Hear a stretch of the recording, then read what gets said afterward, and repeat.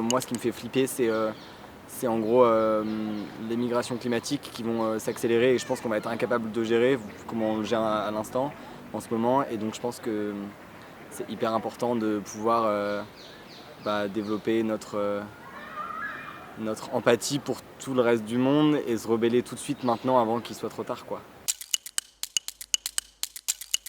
Je suis militant au sein du mouvement climat depuis déjà 3-4 ans, j'ai fait beaucoup d'autres associations et ce qui m'a fait rejoindre Extinction Rebellion en particulier, c'est la dimension internationale parce qu'en fait, je considère qu'il faut qu'on puisse se relier vraiment les uns aux autres partout dans le monde et qu'on construise cette communauté globale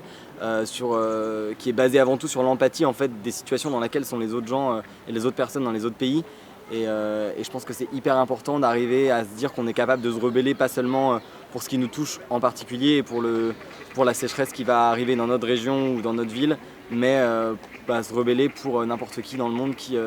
subit les problèmes du changement climatique en fait.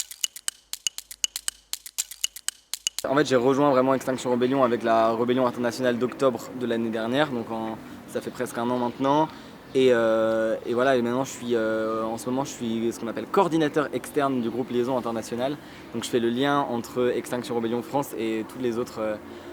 beaucoup des autres pays avec lesquels on essaye de faire du lien justement. Ce que j'aime bien dire, c'est qu'Extinction Rebellion, c'est pas seulement que les actions, tu peux aussi t'investir sur la partie ce qu'on appelle culture régénératrice, sur la partie formation, sur la partie conférence, il y a vraiment plein de choses, il y a le groupe recherche et systémique, le groupe communication, on n'est pas tous des bloqueurs dans l'âme et on peut pas forcément tous s'enchaîner à des grilles tout le temps. Donc l'idée c'est de montrer qu'on a tous une place dans le mouvement et voilà. J'étais en Malaisie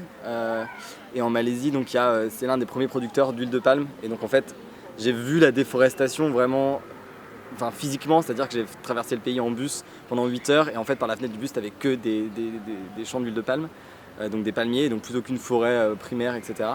Et en fait de voir ce changement que l'homme a, l'impact que l'homme a sur la nature, de le voir en physique vraiment, c'est pas pareil que juste de le lire ou de l'entendre de la bouche de quelqu'un dans une conférence, quoi. C'est vraiment la manière dont on traite les migrants, je pense que c'est vraiment le truc qui me fait vraiment flipper. C'est-à-dire que autant je suis attristé énormément par la disparition des espèces, par tout ce qui est 6ème extinction de masse en gros, mais quand ça touche à l'humanité et du coup à des gens de mon espèce, ça me touche encore plus profondément et en fait quand je vois qu'on est incapable en fait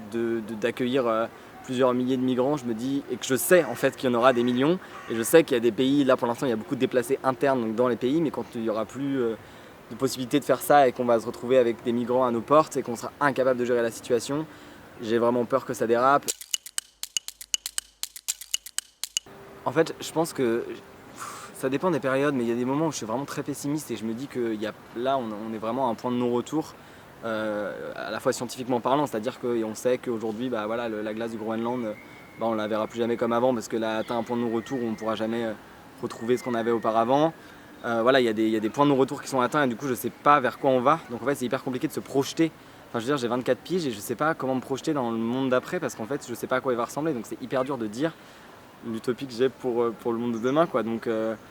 l'idéal, si on parle d'utopie, puisque c'est ça, l'utopie c'est un idéal, ce serait qu'on arrive à vivre vraiment dans le cadre des limites planétaires. Je pense que c'est hyper important de se dire, voilà, il y a cette Terre avec des limites planétaires et on calcule notre mode de vie, notre économie en fonction de ça, quoi, tout simplement. Je sais pas, c'est juste ça déjà, ce serait bien. Voilà.